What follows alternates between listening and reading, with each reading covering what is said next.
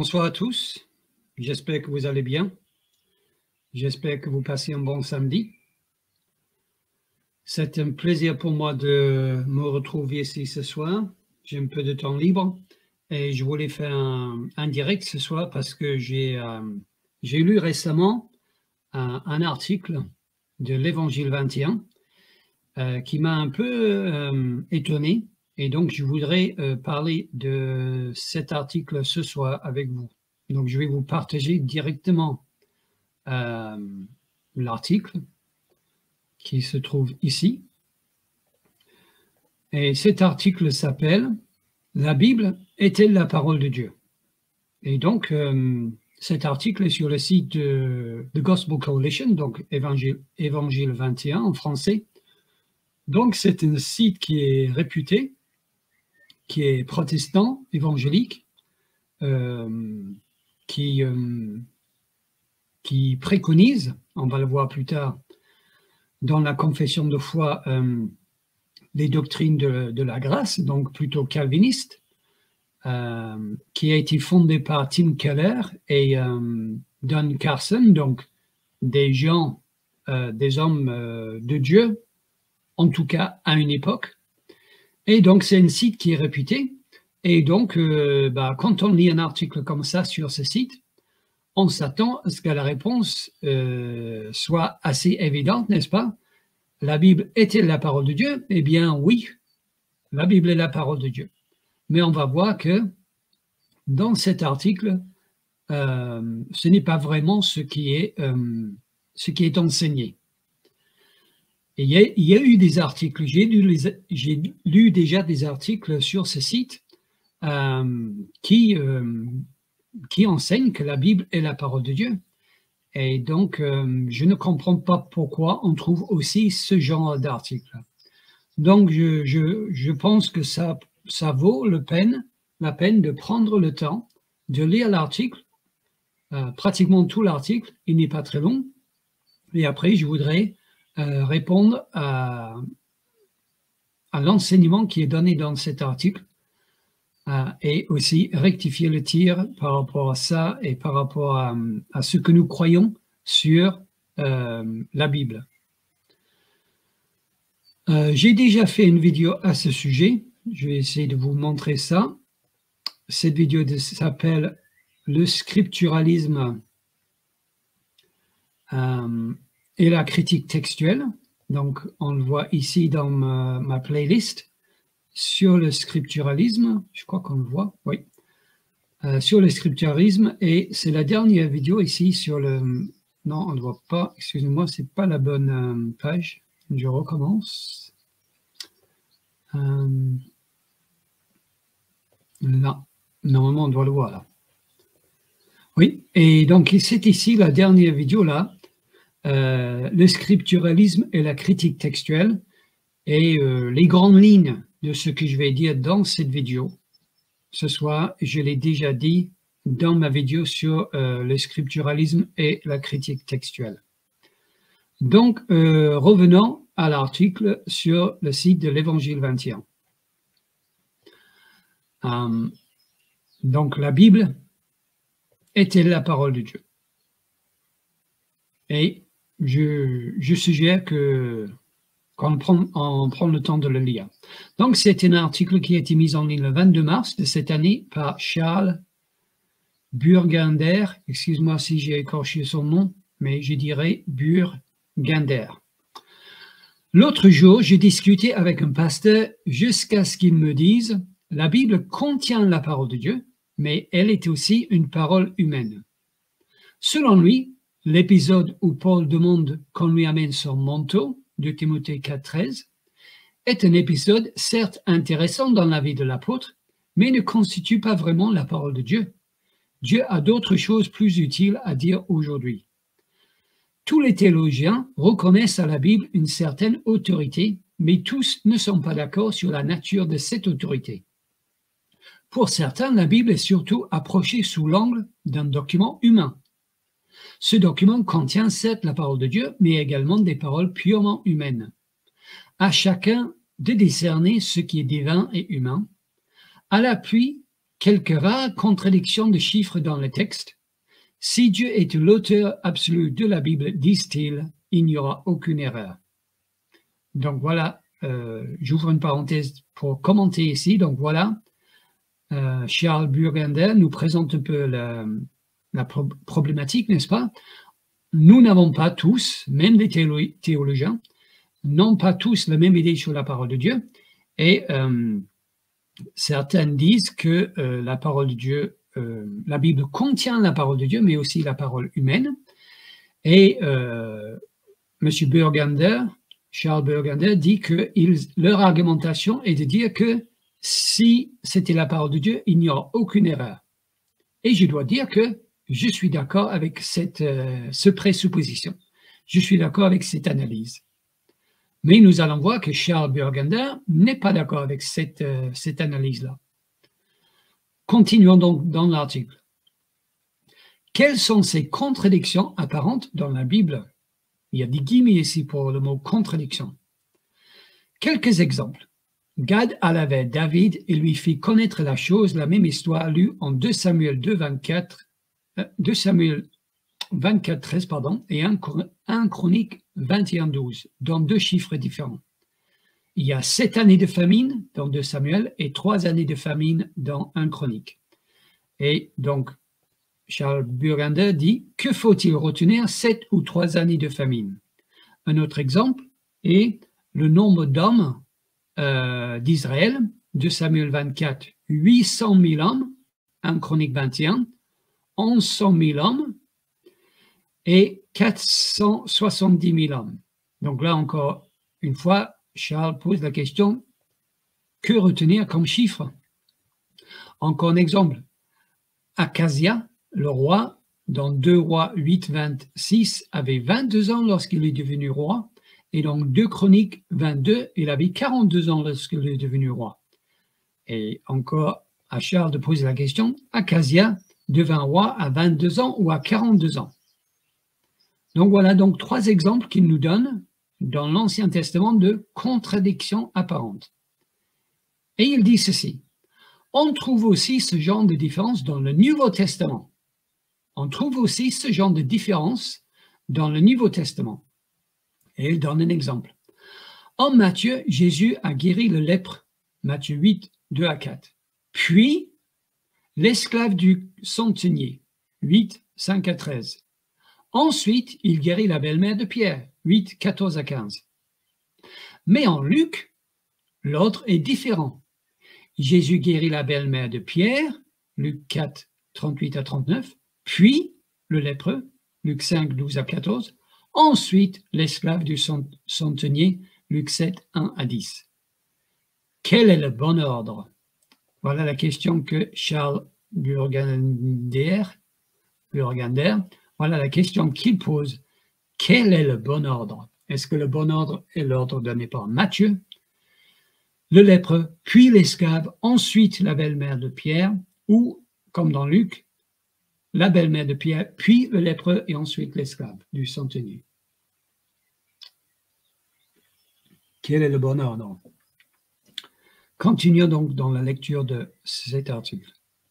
Comment comprendre ces quelques différences? Donc voilà, il va nous donner sa réponse. La Bible a été écrite par des mains d'hommes avec leurs acquis culturels, intellectuels, le caractère et le tempérament, le style d'écriture, et dès lors, on peut donc reconnaître des inexactitudes de détails dans la présentation des faits et des décalages chronologiques. C'est là tout ce qui fait la vraie humanité de l'écriture pleinement humaine. Pour autant, si la Bible est pleinement humaine de par son incarnation, la Bible est aussi pleinement divine de par sa source. Donc voilà la réponse de Charles Burgunder. La Bible est-elle la parole de Dieu? Oui, la Bible est la parole de Dieu. D'ailleurs, je vous fais remarquer que cet article se trouve dans la catégorie de l'apologétique. Donc l'apologétique chrétienne, c'est ce que je prétends faire. Et l'apologétique, c'est la défense de la foi chrétienne. Et donc, nous voyons ici que la réponse de Charles Burgunder est de dire, oui, la Bible est la parole de Dieu, sauf que elle contient des inexactitudes de détails. On va relire le paragraphe. Comment comprendre ces quelques différences? La Bible a été écrite par des mains d'hommes avec leurs acquis culturels, intellectuels, le caractère et le tempérament, le style d'écriture, et dès lors, on peut donc reconnaître des inexactitudes de détails dans la présentation des faits et des décalages chronologiques. C'est là tout ce qui fait la vraie humanité de l'écriture pleinement humaine. Donc, la Bible est la parole de Dieu, parce qu'elle vient de Dieu, mais puisqu'elle a été écrite par des hommes, elle contient des erreurs. La Bible contient des erreurs. Et on doit conclure, parce que ce qu'il dit là suit ce petit paragraphe sur les contradictions apparentes dans la Bible, on doit conclure que pour lui, des erreurs dans la Bible, des inexactitudes dans la Bible, c'est ces exemples qu'il vient de donner ici dans 2 Samuel et dans 2 Rois et aussi dans les évangiles. Ce sont des inexactitudes, ce sont des erreurs ou des contradictions. Et donc, on est forcé de reconnaître que la Bible contient des erreurs, mais il n'empêche que la Bible est bien la parole de Dieu parce que Dieu est quand même sa source ultime. Donc voilà, grosso modo, l'argumentation de cet article. On va quand même le finir pour que vous voyez que je ne dénature pas son propos. Dans quel sens est-elle infaillible? Donc on peut se poser la question.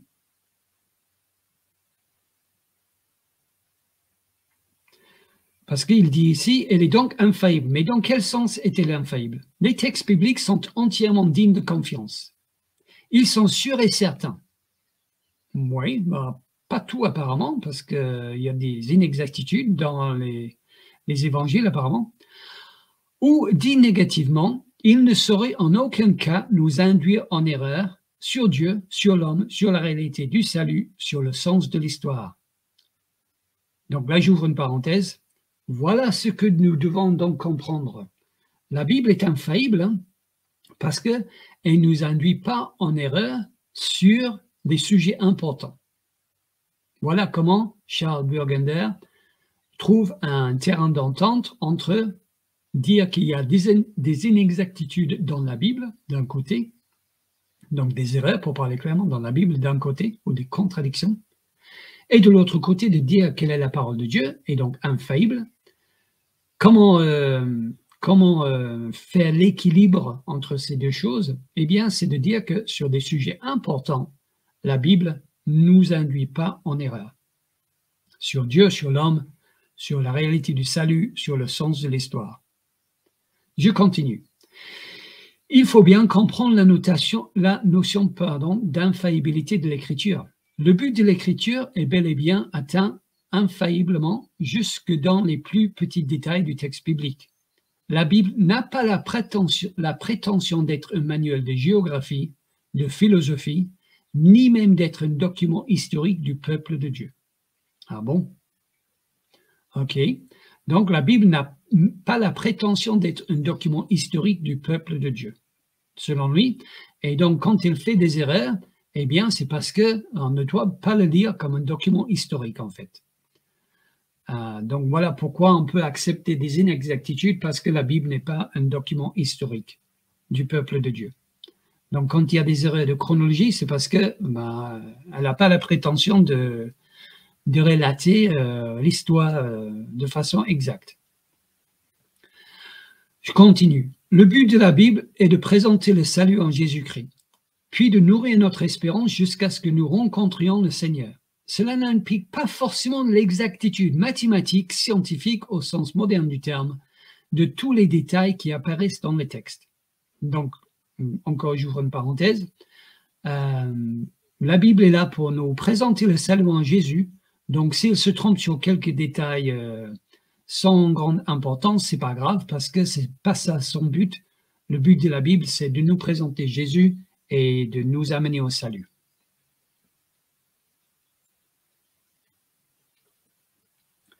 Sur les diversités et divergences de détails entre deux récits de deux auteurs différents, nous partageons l'avis d'Auguste Le Serre, selon lequel, il y cite, « L'essentiel est que les auteurs s'accordent sur le principal, qui est le seul objet réel de leur affirmation. » Donc, ce qui est important, c'est que les auteurs de la Bible sont tous d'accord sur l'essentiel. Et c'est uniquement pour ça que la Bible a été donnée. La Bible ne nous a pas été donnée pour qu'on sache vraiment à quel âge Achasia est devenu roi. La Bible n'a pas été donnée pour ça. Est-ce que c'est 22 ans? Est-ce que c'est 42 ans? Peu importe. La Bible a été donnée pour nous amener à Jésus et sur l'essentiel, la Bible est fiable. Je continue. Dieu est donc bien l'auteur premier des Écritures et les auteurs humains ne le sont qu'à titre secondaire. Quelle autorité accordons-nous à la Bible? L'autorité que nous accordons à la Bible déterminera ce que nous croyons et comment nous nous comportons. Autrement dit, dès que la Bible n'est plus la parole exclusive de Dieu, les questions surgissent. La Bible reste-t-elle un critère de vérité pour l'élaboration de notre foi? Pour l'Église, que faut-il croire? La parole est-elle encore crédible sur les questions de la morale et de l'éthique? L'abandon de l'autorité et de l'infaillibilité de la parole a des conséquences catastrophiques pour la définition de notre foi et de notre morale, car il ouvre la porte à toutes les interprétations et les comportements possibles. Donc, excusez-moi de rire, mais ici, donc, là, Charles Bergender oui, est en train de répondre il revient un peu, il termine son article en revenant à l'objection du début que certains disent que eh bien, la Bible n'est pas la parole de Dieu, mais elle contient la parole de Dieu. Et Charles est en train de nous dire ici que si on ne peut pas avoir confiance en la Bible, eh bien, ça sera catastrophique pour notre foi et notre Église. Donc, nous devons croire que la Bible est infaillible. Voilà ce qu'il est en train de nous dire, juste après nous avoir dit que la Bible contient des erreurs. Donc, je trouve ça assez osé de sa part, n'est-ce pas? Et nous sommes à la fin de l'article. Conclusion. L'inspiration plénière de l'Écriture, dont dépend son autorité normative et son caractère d'infaillibilité, est une doctrine qui demande à être crue, qui s'offre à notre foi et non pas à être démontrée rationnellement. Il ne faut pas essayer de démontrer rationnellement que l'Écriture est inspirée de Dieu. On doit juste le croire. Le statut que l'on reconnaît à l'Écriture dépend de la vision que l'on a de Dieu et de son intervention dans le monde, de sa providence. Ce statut, ne doit pas être remis en cause par des questions d'erreur minime ou de contradictions apparentes, car ces questions-là ne remettent pas en cause l'autorité et l'infaillibilité des Écritures. Je vais relire la dernière phrase. Ce statut, donc, d'autorité suprême, ne doit pas être remis en cause par nous à cause des questions d'erreur minime ou de contradictions apparentes, car ces questions-là ne remettent pas en cause l'autorité et l'infaillibilité des Écritures. Alors vous me direz, mais qui est cet homme? Je vais agrandir un peu le texte. Ah mince, je l'ai perdu. Ah si, là. Charles Bergender est marié et a 3 enfants. Il est pasteur. Oui, cet homme-là qui a écrit cet article est pasteur en Suisse. Il a d'abord obtenu un diplôme en théologie à Kolding. Donc, il a un diplôme c'est un théologien. Puis une licence en études religieuses à Vaud et enfin le titre de master en théologie protestante et évangélique à la faculté Jean Calvin. Donc cet homme-là, il est pasteur et il a un master en théologie protestante et évangélique à la faculté Jean Calvin. Et dans son article, l'article que je viens de lire en entier, que vous pouvez trouver sur le site de l'Évangile 21, dans la rubrique apologétique, ce qui semble être une blague, n'est-ce pas? Il argumente que la Bible est la parole de Dieu, car Dieu est sa source ultime, Et la Bible est infaillible parce qu'elle ne nous induit en aucun cas en erreur sur les sujets importants. Et c'est pour ça que la Bible nous a été donnée. Par contre, la Bible contient ce qu'il appelle ici des erreurs minimes et des contradictions apparentes. Mais c'est pas grave ça, parce qu'elle n'a pas été donnée pour ne pas avoir d'erreur. Elle a été donnée pour nous présenter Jésus et le salut et Dieu. Et ça, il n'y a pas de souci. Nous pouvons faire confiance à la Bible pour ces sujets importants. Maintenant, de savoir qui Jésus a guéri en premier, ça, c'est pas très grave. Ou à quel âge Achasia est devenu roi, c'est encore moins important, n'est-ce pas? Mais nous pouvons être sûrs sur l'essentiel. Donc, voilà l'argument, voilà l'article, voilà son argumentation. Je l'ai lu en entier. Et maintenant, j'ai envie de répondre à cet article. Je vais passer le reste de ma vidéo ici à répondre à cet article. Tout d'abord, excusez-moi pour mon français, mais j'ai envie de dire, quelle foutaise. Oui, quelle foutaise. Quelle stupidité comme article. Vous entendez que je suis un peu en colère parce que cet article n'est pas sur n'importe quel site, il est sur un site réputé. Cet homme n'est pas n'importe quel homme, c'est un pasteur, c'est un master en théologie évangélique de la faculté de Jean Calvin, et il est en train de nous apprendre, nous des chrétiens lambda. Moi je ne suis pas pasteur, je n'ai aucun master en théologie, mais il veut nous apprendre ici. Et Évangile 21 lui donne un biais, lui donne le moyen de nous enseigner que la Bible contient des erreurs. Et là, je dis, quelle foutaise, quelle foutaise.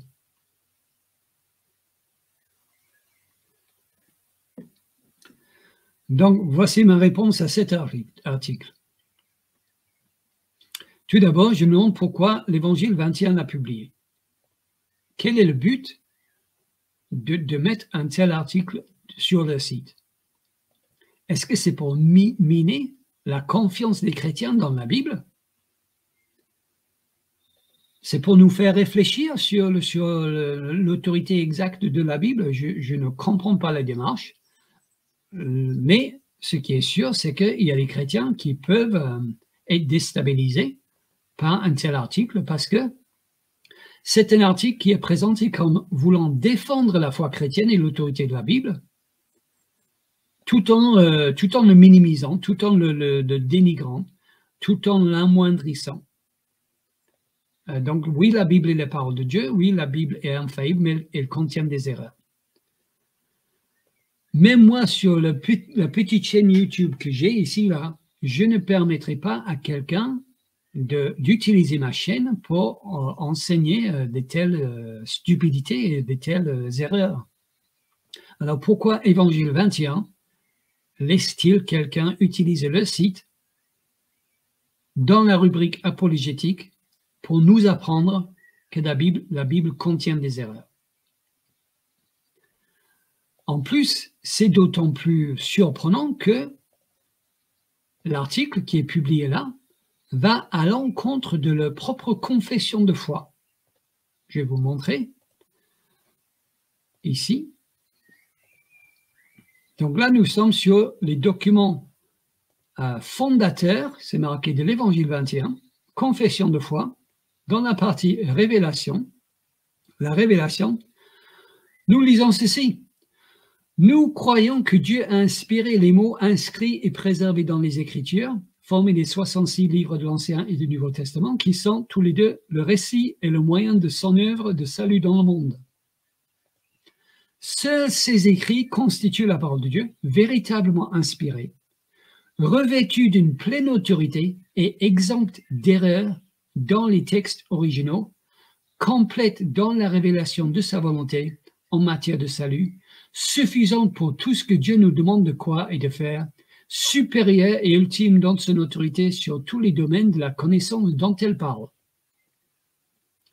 Donc, selon les documents fondateurs de l'Évangile 21, la Bible est exempte d'erreur sur tous les domaines de la connaissance dont elle parle. Donc, sur tout ce que la Bible dit, tout ce que Dieu a décidé de mettre dans la Bible, eh bien, la Bible est sans erreur, selon les documents fondateurs de l'Évangile 21. On appelle ça la doctrine de l'inhérence de la Bible. Si la Bible aborde un sujet, elle le fait sans erreur. Si Dieu a décidé de mettre l'âge d'Acasia lorsqu'il est devenu roi, eh bien, nous pouvons faire confiance que Dieu, s'il a décidé de mettre ça dans la Bible, eh bien, il n'y a pas d'erreur dans ces détails-là. Et nous voyons ici que les documents fondateurs de l'Évangile 21 disent ça. Et donc, c'est d'autant plus surprenant qu'il publie en même temps cet article de ce pasteur. Alors, est-ce que ça veut dire que quelqu'un n'a pas lu l'article, ou qu'il est passé à travers les gouttes, ou que, et là c'est plus inquiétant, il y a une dérive dans Évangile 21 pour minimiser l'autorité de la Bible? Je ne sais pas, mais je trouve ça très étrange qu'il donne une voix à ce type d'article. Nous avons assez d'articles dans le monde, n'est-ce pas, qui mettent en cause l'autorité de la Bible. On n'a pas besoin des pasteurs et des chrétiens évangéliques, on n'a pas besoin d'eux non plus pour le faire. Donc, moi j'ai envie de répondre à une première réponse, serait de dire, rien que sur la logique de son argumentation. Si la Bible se trompe sur des petits détails, comment peut-on lui faire confiance sur les grands détails? Autrement dit, si la Bible se trompe sur ce que je peux vérifier, c'est-à-dire des détails historiques ou mathématiques ou géographiques, si la Bible se trompe sur les détails historiques que je peux vérifier, comment puis-je lui faire confiance sur des sujets importants que je ne peux pas vérifier?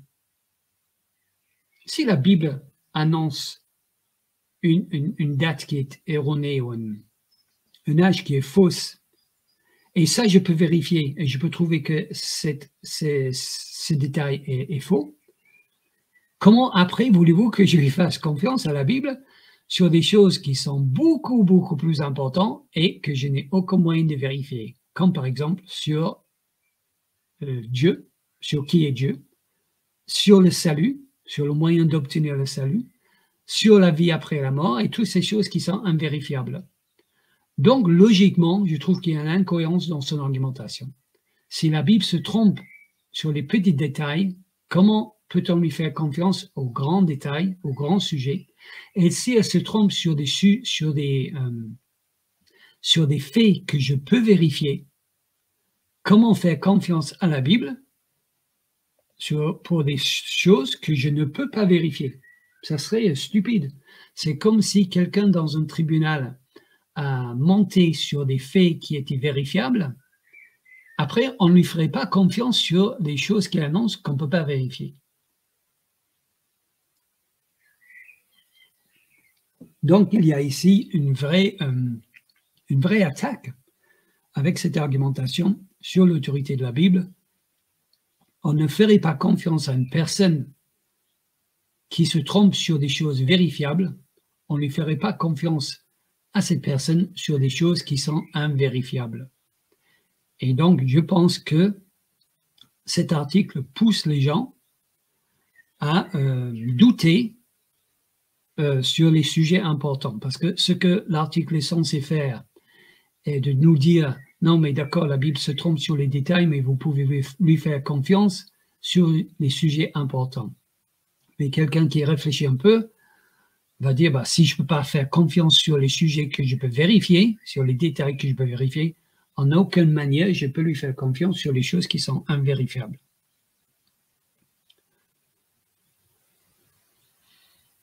Et donc, moi je dis que la Bible ne contient pas d'erreur, la Bible ne se contredit pas, elle ne contient pas d'erreur, elle ne contient pas de contradiction, et la Bible est inhérente et donc infaillible. Voilà ma position, voilà ce que je vais défendre pour le reste de cette vidéo. La Bible ne contient pas d'erreur sur aucun détail, la Bible ne contient pas de contradiction, ou de, qu'est-ce qu'ils avaient appelé, de diversité ou de différence ou de contradiction apparente. Et la Bible est infaillible parce qu'elle est inhérente, parce qu'elle est sans erreur. Voilà ce que je vais défendre dans le reste de cette vidéo. Alors, comment est-ce que je traiterai ce sujet?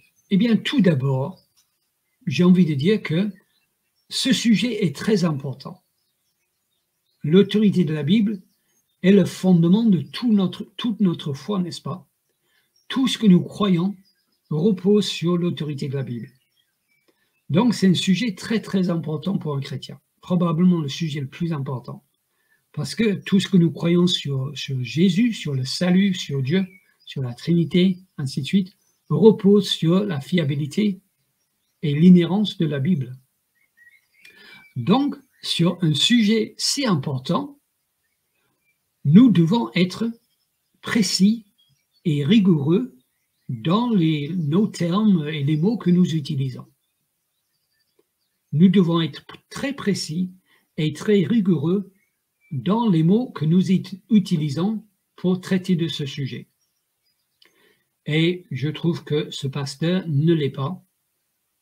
Et ce qui est dommage, c'est que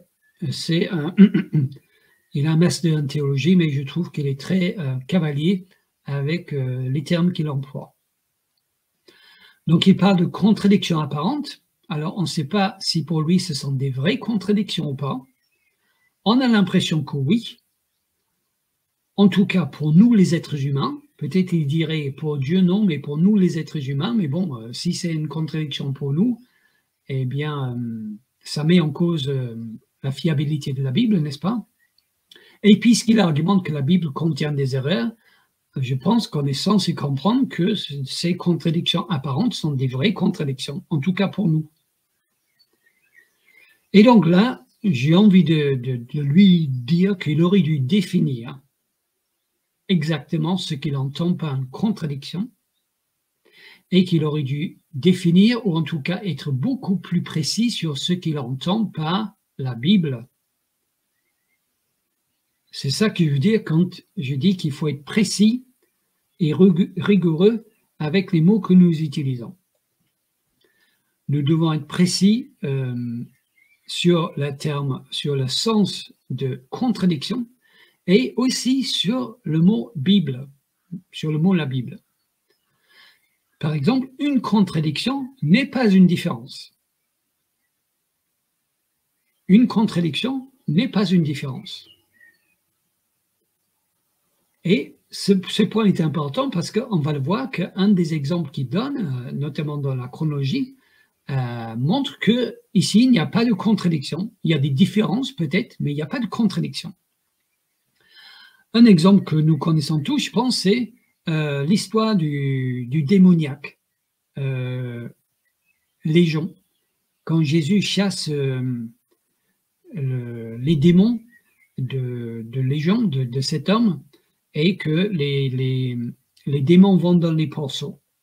Alors, nous voyons ces récits dans dans l'évangile de Marc, chapitre 5, et dans l'évangile de Matthieu, chapitre 8. Et dans l'évangile de Marc, chapitre 5, il y a un seul démon.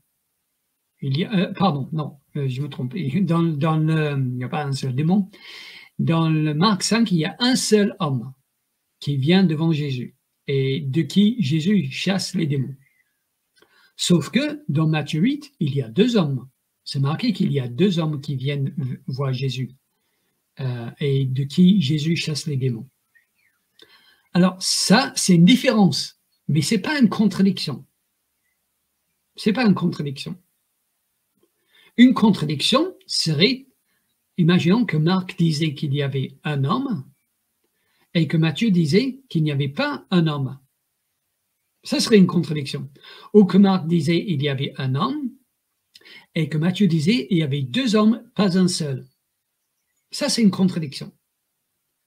Mais que Marc dise qu'il y avait un homme et Matthieu dise qu'il y avait 2 hommes, c'est différent, mais ce n'est pas une contradiction parce que Marc ne dit pas qu'il y avait qu'un seul homme et pas 2. Et Matthieu ne dit pas qu'il y avait 2 et pas un seul. Ça, c'est une contradiction. Donc ici, il n'y a pas de contradiction. Il y a une différence.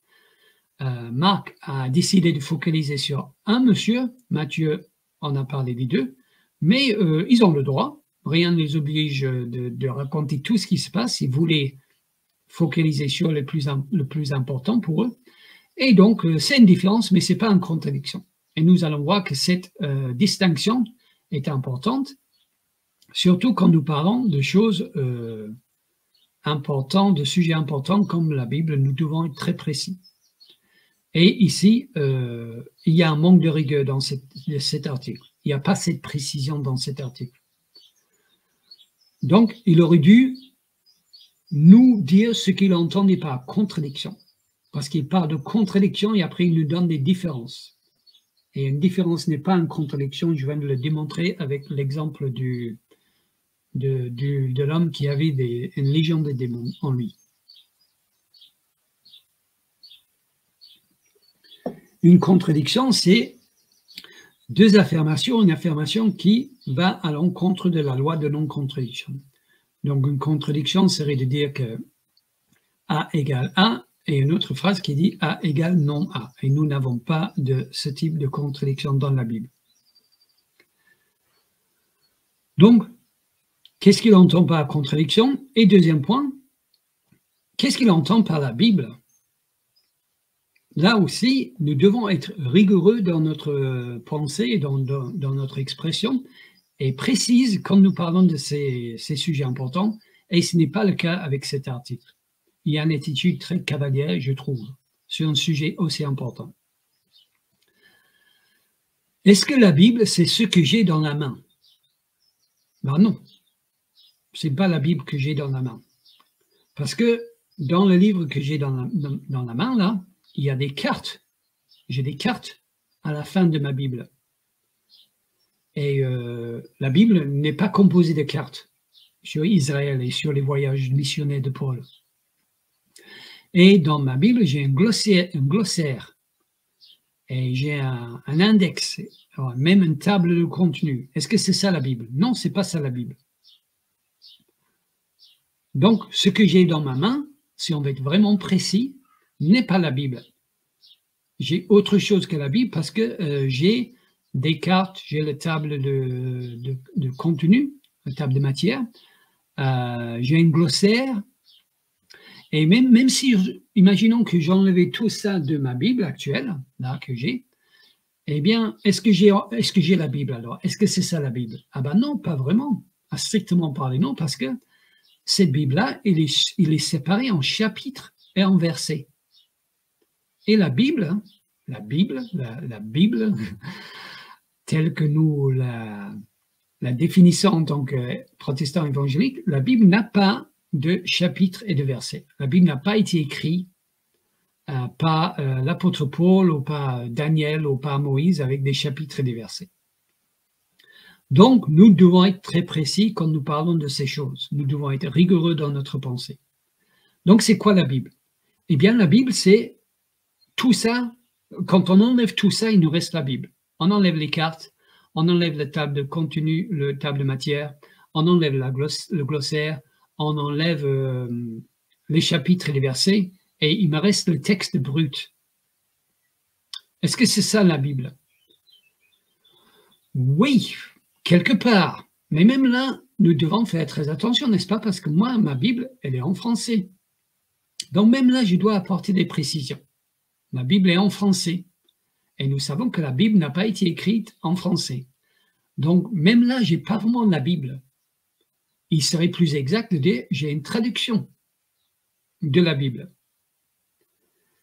Et même là, on peut aussi apporter des des précisions parce que nous savons, il suffit de lire une Bible aujourd'hui, de voir que même dans les textes bibliques, que ce soit en français ou que ce soit en grec, il y a des divergences.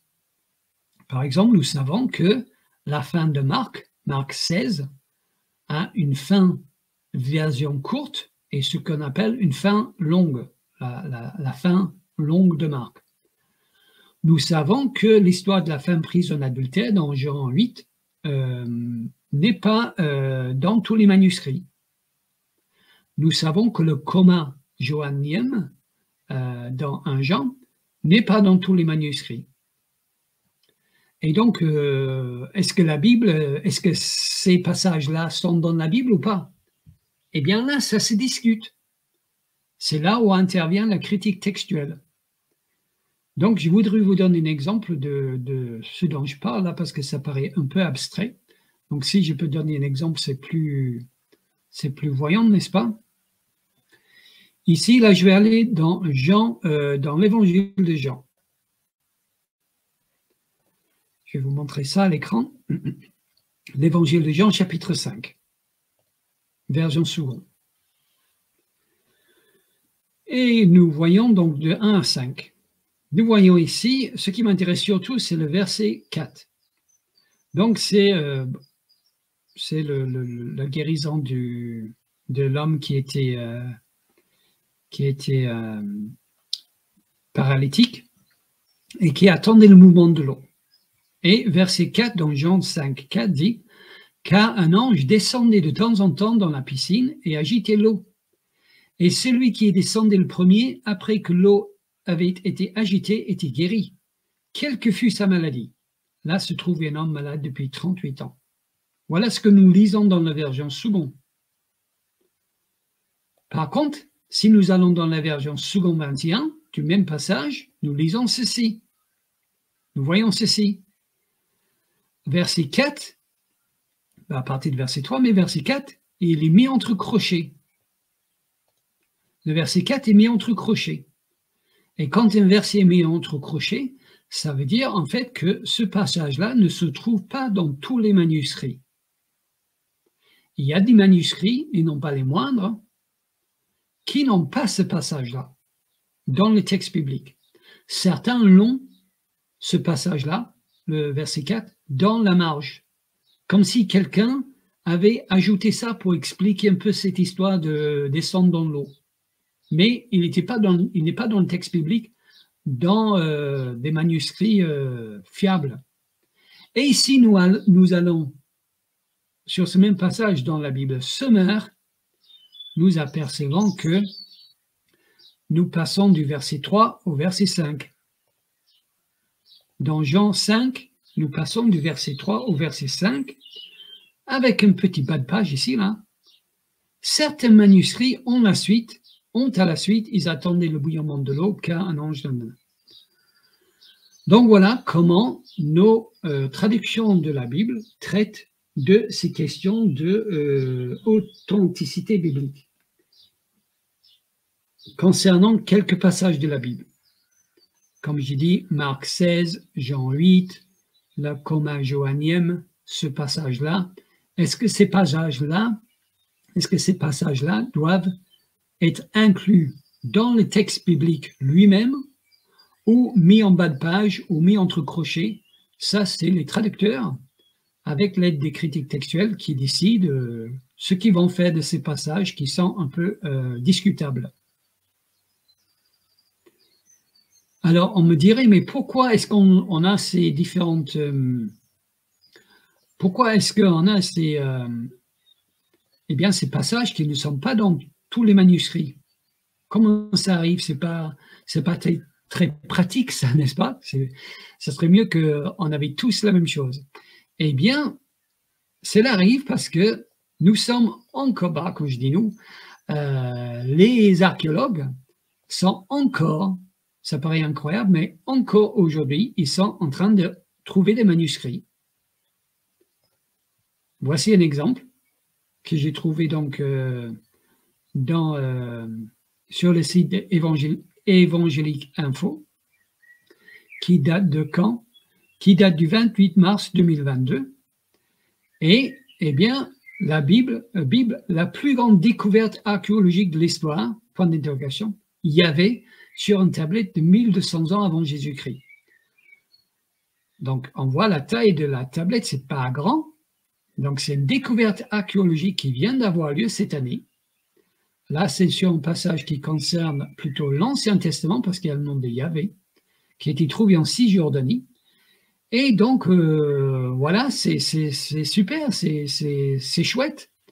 Et ça permet, d'ailleurs, on va le voir un peu plus tard avec ce passage, avec cette découverte, ça permet de mettre à jour nos connaissances sur le texte biblique. Et c'est quelque chose de formidable que nous retrouvons encore de nos jours des textes sur la Bible, des textes de la Bible. Et ça permet aux chercheurs dans ce domaine de peaufiner leur connaissance sur la Bible, parce que ce qui nous intéresse, ce qui devrait nous intéresser par-dessus tout, c'est qu'est-ce que Paul, l'apôtre Paul, qu'est-ce qu'il a écrit? Ça doit être ça notre priorité numéro un. Non pas d'avoir quelque chose d'uniforme où tous les chrétiens seraient d'accord si nous avons des choses qui n'ont pas été écrites par les auteurs de la Bible. Donc, ces découvertes nous permettent de dire qu'est-ce que Paul, qu'est-ce qu'il a vraiment écrit? Qu'est-ce que Moïse a-t-il vraiment écrit? Et c'est ça qui devrait nous intéresser. Et donc, ça arrive que des passages que nous pensons avant faisaient partie de la Bible, bien finalement, peut-être pas. Et donc, comme j'ai dit dans ma vidéo précédente, là, il ne faudrait pas établir une doctrine sur ces passages seuls. On peut les lire, pourquoi pas, mais ne pas établir une doctrine sur ces passages seuls. Donc, tout ça pour dire que quand nous parlons de la Bible, nous devons être très précis de quoi nous parlons. Nous devons être très précis de quoi nous parlons. Et sur ce sujet précis, quand nous parlons de la Bible, nous parlons des textes d'origine, c'est-à-dire écrits en hébreu pour l'Ancien Testament, en grec pour le Nouveau Testament, avec quelques mots en araméen, n'est-ce pas? Mais, et sur certains passages, nous avons le droit d'émettre des réserves. Voilà ce dont nous parlons quand nous parlons de la Bible. Et c'est important, nous allons le voir, et rien que sur le fait de honnêteté intellectuelle, nous devons être honnêtes quand nous parlons de ces sujets, en disant voilà ce que j'entends par contradiction, voilà ce que j'entends par erreur, et voilà ce que j'entends par la Bible.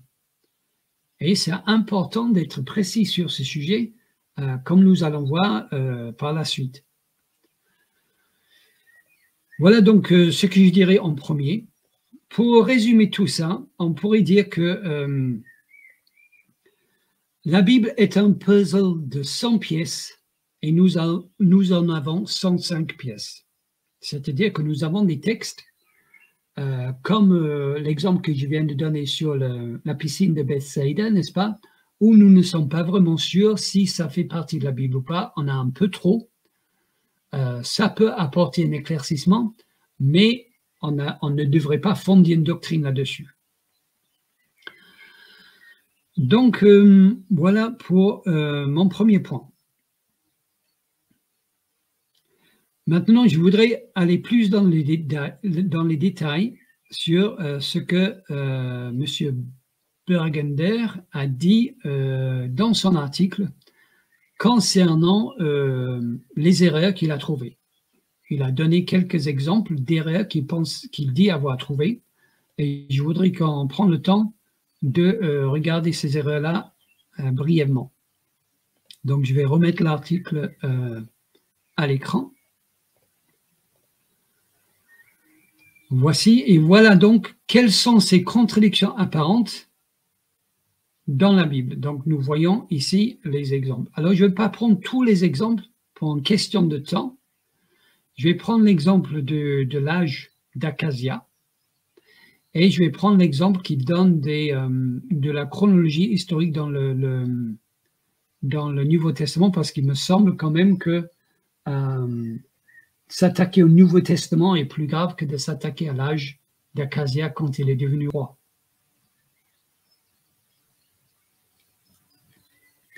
Donc,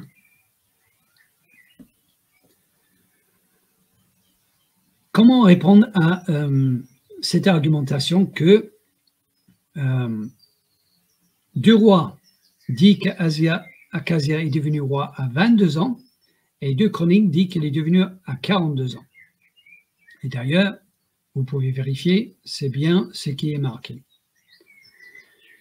Eh bien, tout d'abord, quand j'ai lu, j'ai fait quelques recherches, il y a beaucoup de gens qui disent que c'est une erreur de copie. C'est-à-dire qu'en hébreu, nous savons que l'hébreu est une langue qui utilise des lettres comme des chiffres, un peu comme les chiffres romains, n'est-ce pas? C'est des lettres.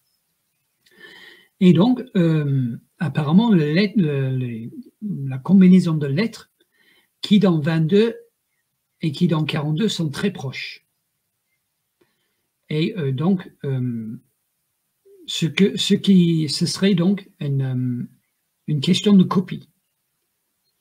Et donc ça soulève un point très important que j'ai déjà fait et que je voudrais faire ici, et que ce monsieur, ce pasteur aurait dû faire, et de faire la différence entre l'original et la copie. J'ai dit tout à l'heure que la Bible, à strictement parler, la Bible, la parole de Dieu, c'est le texte hébreu et le texte grec.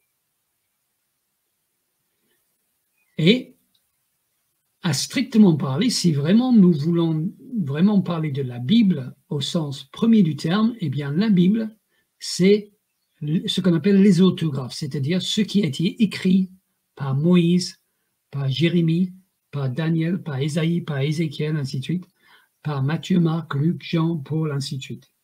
Ça, c'est la Bible, l'original, ce qui a été écrit par ces hommes-là. Et ces documents-là étaient sans erreur. Ces documents-là, quand Moïse a fini d'écrire, quand l'apôtre Paul a fini d'écrire ses lettres, quand Matthieu a fini son évangile, quand il a posé sa plume, ce document était sans erreur. Quand le scribe qui a écrit 2 Rois et 2 Chroniques, quand ils ont fini le récit historique, eh bien, ils étaient sans erreur. Ce document-là était sans erreur. Donc, nous faisons une distinction importante entre ces 2 catégories. Il y a la catégorie de l'original, qui était écrit par l'auteur biblique, et ensuite, il y a la catégorie de copie de l'original. Nous ne sommes pas des musulmans. Les musulmans confondent copie et original. Les musulmans disent qu'il n'y a aucune différence entre les Corans qui existent aujourd'hui et le premier Coran qui a été dicté par Mohammed, et nous savons que c'est faux. Il suffit de comparer des Corans du monde entier pour voir qu'il y a des différences.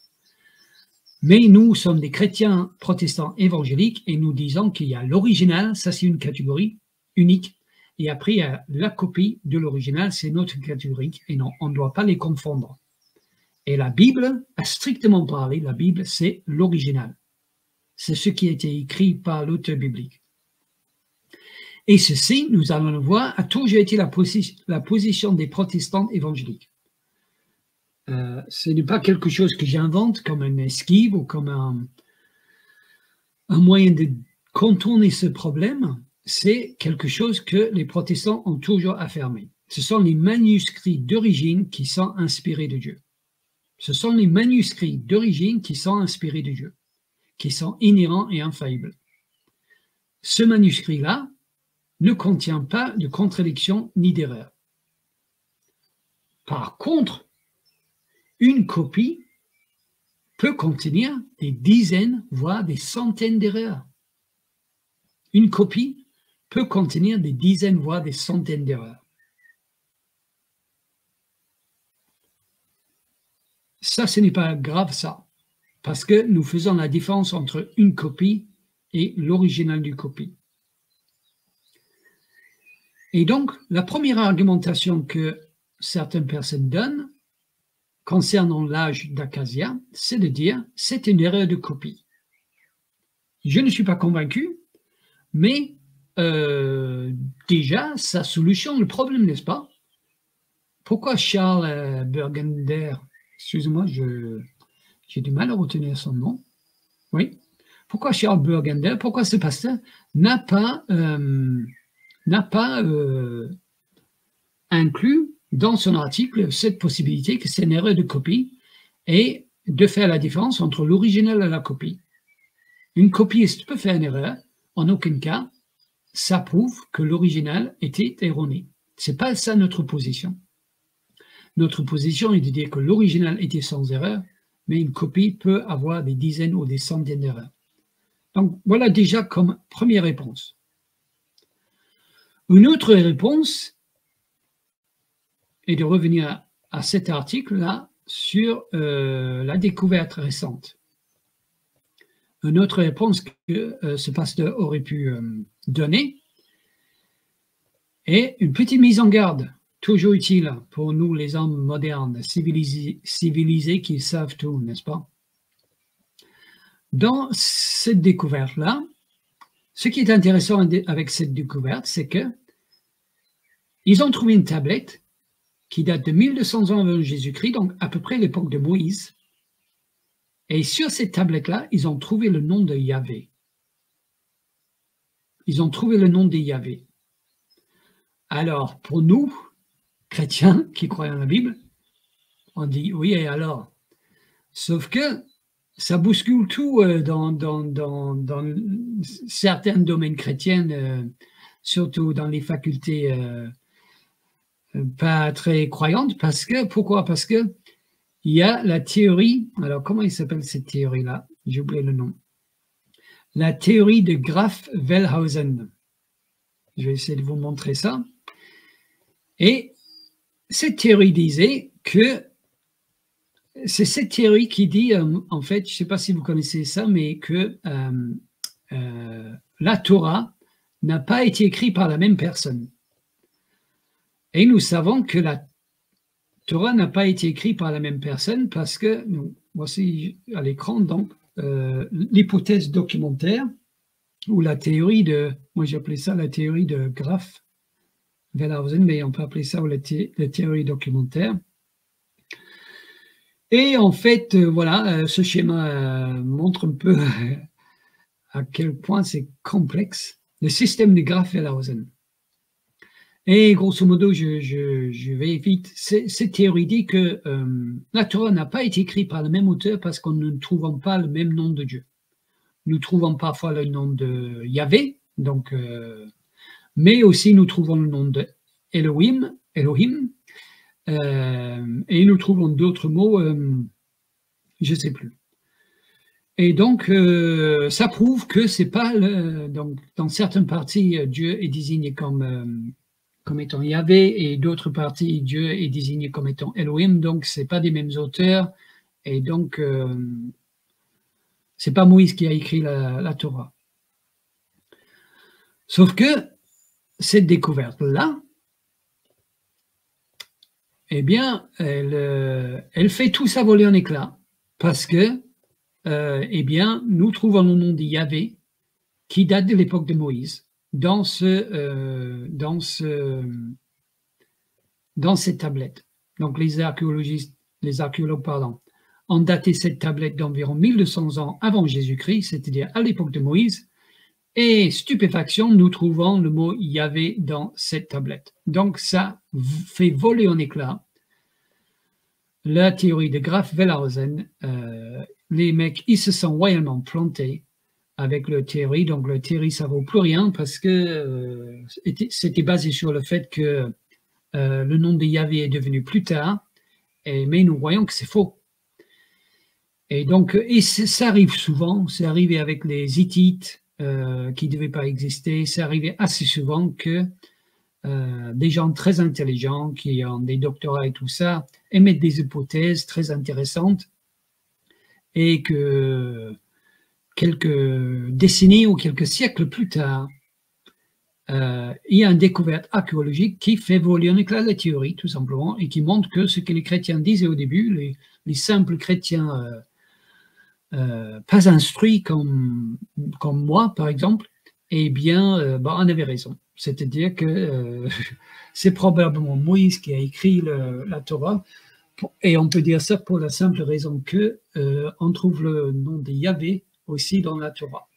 Et donc, voilà, la théorie est morte debout.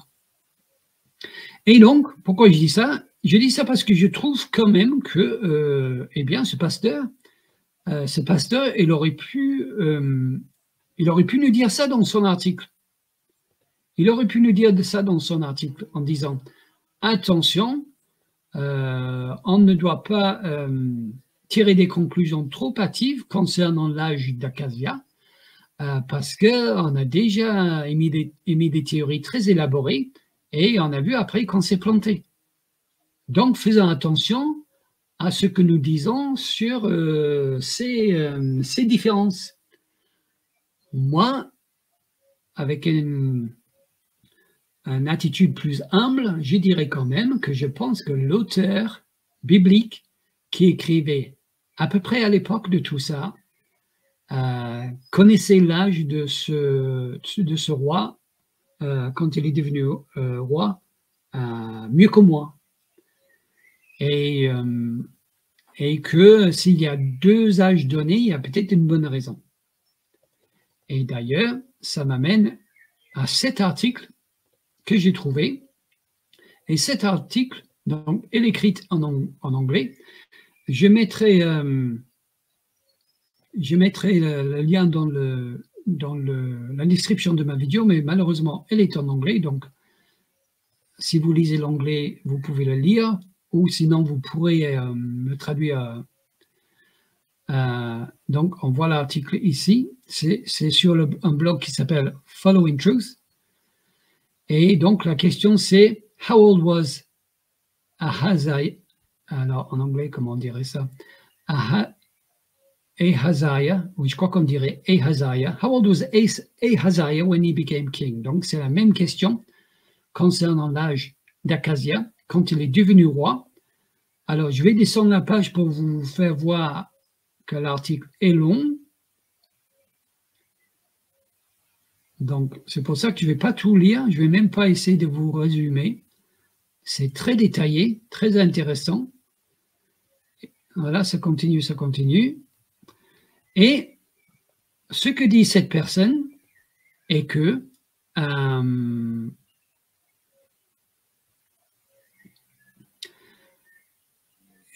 les deux âges peuvent être vrais. Les deux âges peuvent être corrects. Et son explication, c'est que 2 Chroniques ne nous donnent pas l'âge physique d'Acacia, mais son âge dans la lignée du règne d'Omri, qui était un roi avant lui. Donc je vais redire ça. Selon cet article, 2 Chroniques, donc 2 Chroniques, je vais vous montrer ce que ce pasteur avait dit. Je jongle un peu avec les pages là. Voilà, donc 2 Chroniques, il disait 42 ans, alors que 2 Rois, c'était 22 ans. Et 2 Chroniques ne nous donnent pas l'âge physique d'Acacia, mais son âge dans la lignée du règne d'Omri. Donc, je vous laisse lire l'article, mais pour lui, les deux âges peuvent être vrais. Les deux âges peuvent être vrais.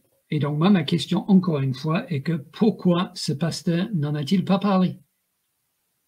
Est-ce que ce pasteur qui a une maîtrise en théologie évangélique, protestante évangélique, ne sait pas qu'il y a des articles qui argumentent que les deux âges peuvent être vrais.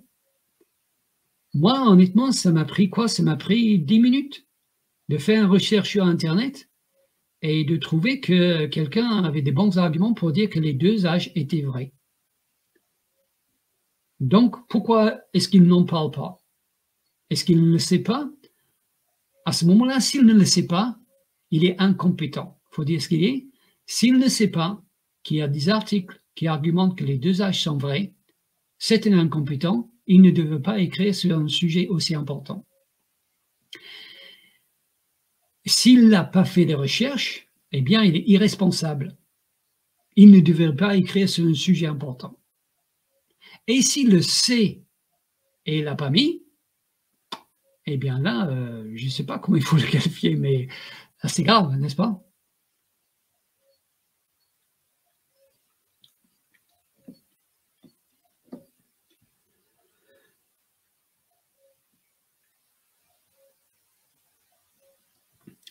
Donc, voilà ce que je dirais sur ce point.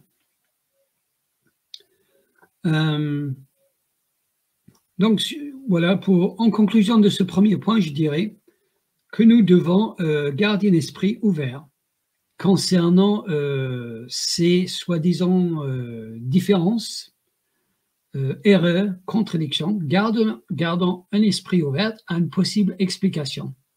J'ai pris 10 minutes à trouver une possible explication qui est tout à fait digne de confiance, à mon avis, et qui est bien recherché et qui explore toutes les différentes possibilités. Donc, gardons l'esprit ouvert. Ce pasteur ne le fait pas. Il n'ouvre pas une possibilité qui a une possible explication. Et gardons surtout à l'esprit qu'une copie n'est pas l'original. Et là aussi, c'est très important de faire cette distinction des catégories. Et ce pasteur ne le fait pas. Ce pasteur ne le fait pas. Et donc, après, il nous induit en erreur.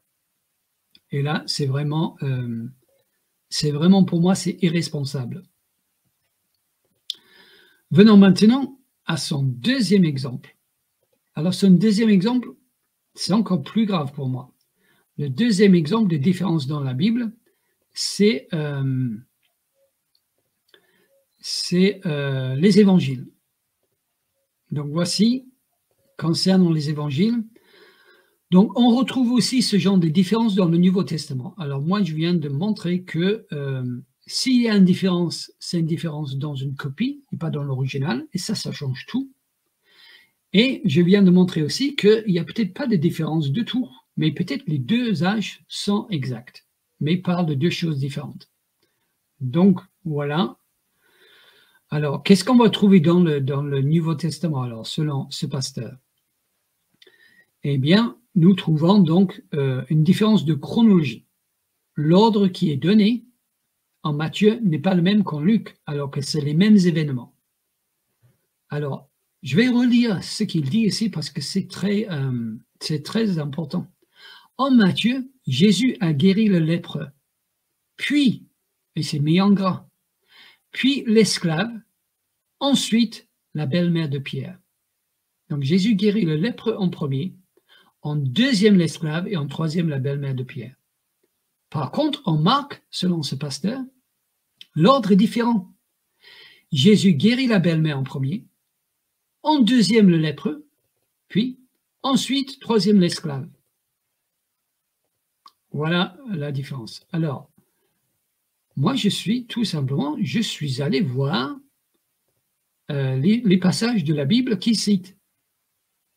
Donc on va faire pareil. Donc le premier passage c'est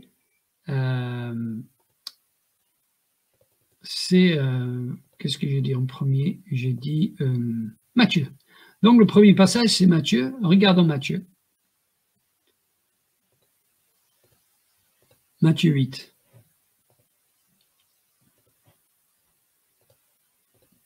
Voici donc Matthieu 8.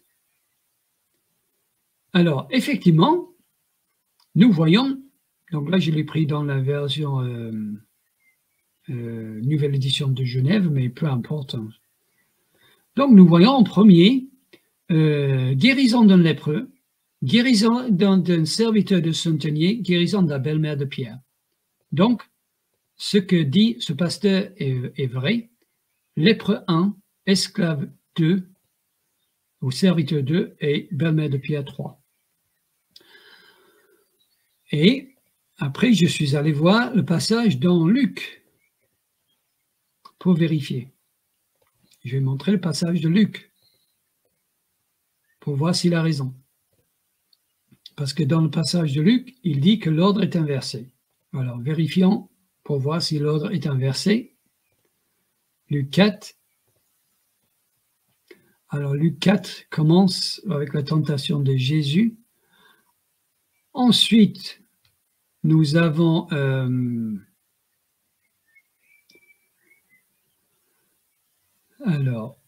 donc Jésus guérit la belle-mère de Pierre et d'autres malades. Donc, tout d'abord, la belle-mère de Pierre, ici. Ensuite,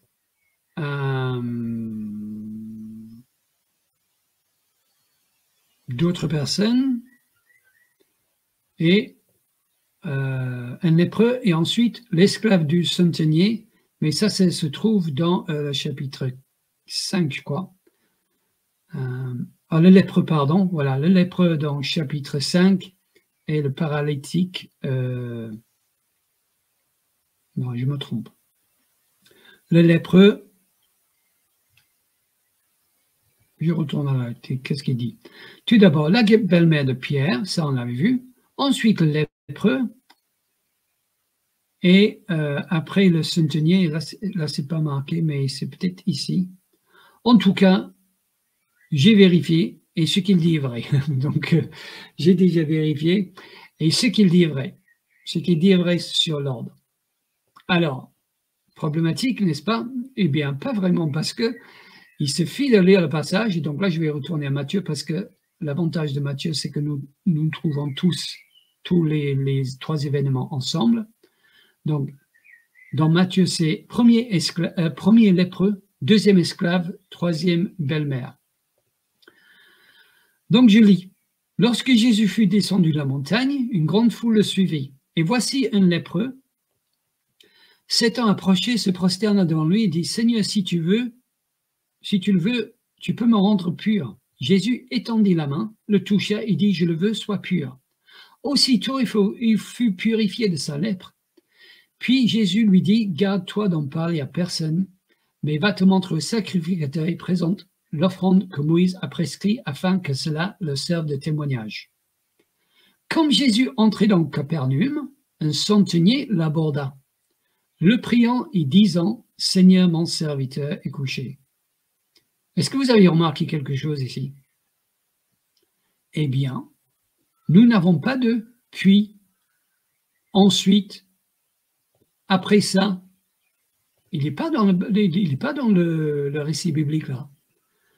Nous avons lorsque Jésus fut descendu de la montagne, donc Jésus descend de la montagne, d'accord. Ensuite, il guérit le lépreux, puis, là c'est marqué puis dans le texte, mais c'est puis Jésus lui dit, garde-toi d'en parler à personne. Et cet épisode-là est fini. Et après, l'épisode suivant, la guérison de l'esclave, et commence par comme Jésus entrait dans Capernaum. Donc, on n'a aucun moyen de savoir quel événement est arrivé en premier. On pourrait penser que ce qui est avant est arrivé en premier, mais la Bible ne le dit pas. Et nous voyons la même chose avec la guérison de la belle-mère de Pierre. J'ai lu le verset 13. Puis Jésus dit au centenier, « Va, qu'il te soit fait selon ta foi, et même le serviteur fut guéri. » Donc là, nous avons un puis, mais le puis ou le ensuite ici, c'est ce que Jésus dit au centenier. Et nous continuons à lire. Jésus se rendit ensuite à la maison de Pierre, dont il vit la belle-mère couchée. Alors, Jésus se rendit ensuite. Alors, ce ensuite-là, il fait référence à quoi? Il fait référence à ce qui vient de se passer. Il fait référence au premier, les guérisons avant. Ou est-ce qu'il y a quelque chose qui s'est passé entre deux et après Jésus est allé? Donc, comme c'est présenté dans l'article, je vais vous remontrer l'article.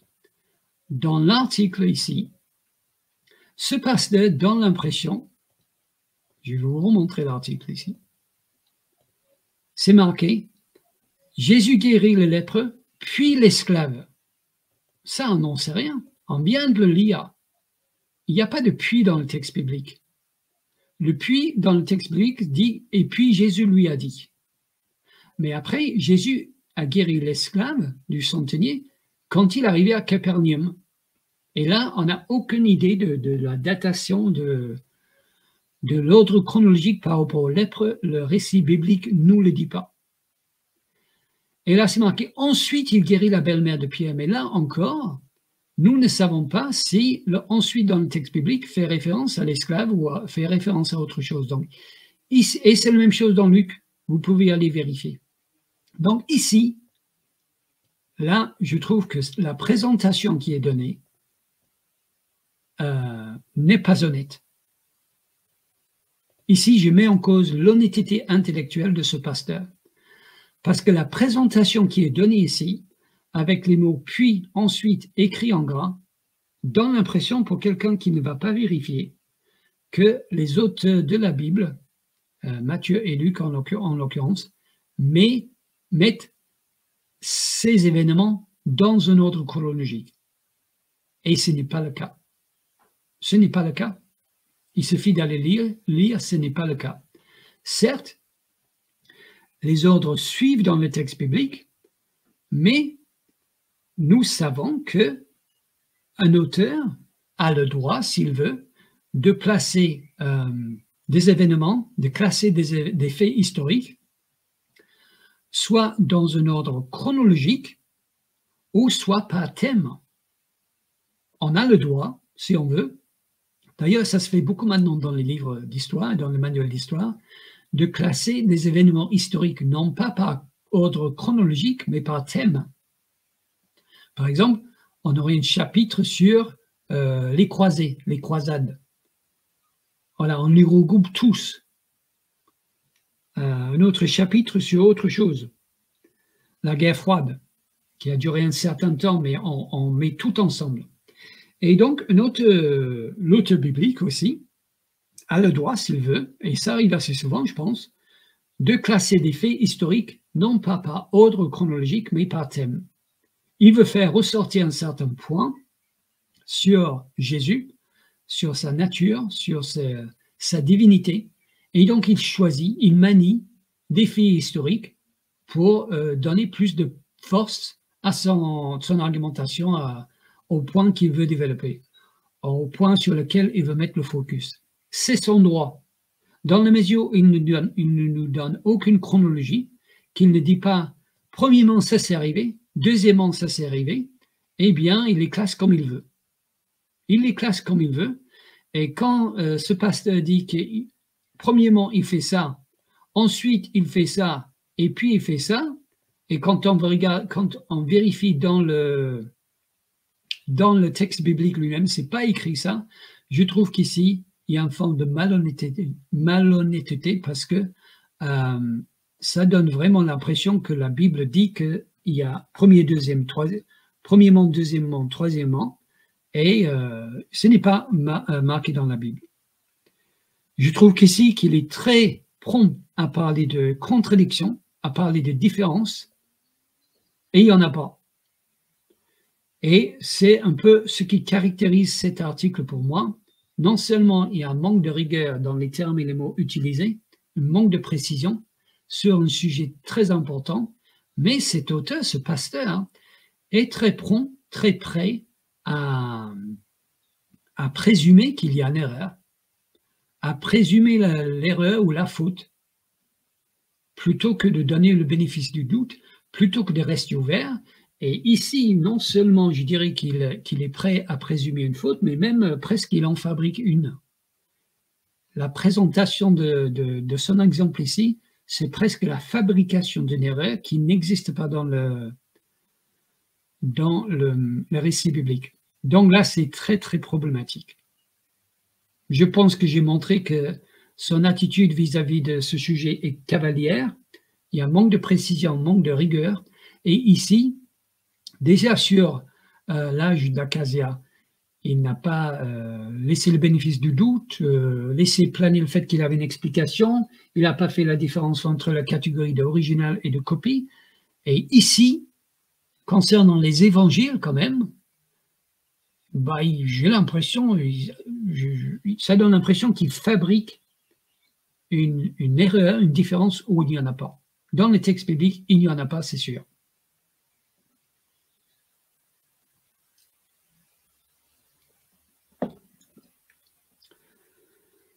Donc voilà ce que j'avais envie de dire sur ces exemples, qui pour moi, je pense que je l'ai montré, ne prouvent rien du tout. Donc, j'anticipe une éventuelle objection à mon position. Alors, on pourrait me dire, donc, tu dis, toi, que le texte d'origine était sans erreur, mais qu'une copie n'est pas sans erreur. Oui, c'est ce que j'ai dit.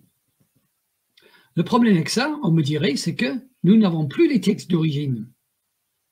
Certes, je suis d'accord, nous n'avons plus les textes d'origine. Nous n'avons plus ce que Moïse a écrit, ce que Paul a écrit, nous ne les avons plus. Il ne nous reste que des copies des textes, et je dirais même des copies des copies.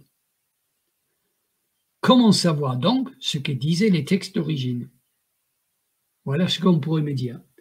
Donc, tu as fait cette belle distinction entre catégorie de textes d'origine et catégorie de copies, mais les textes d'origine, on n'en a plus, on n'a que des copies. Donc, comment est-ce qu'on peut savoir ce que disaient ces textes d'origine?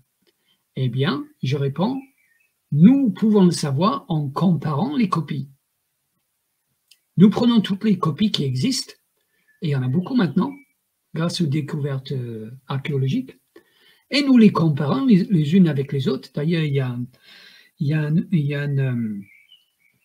une comment je dirais ça, une œuvre qui est en cours là, à Münster en Allemagne.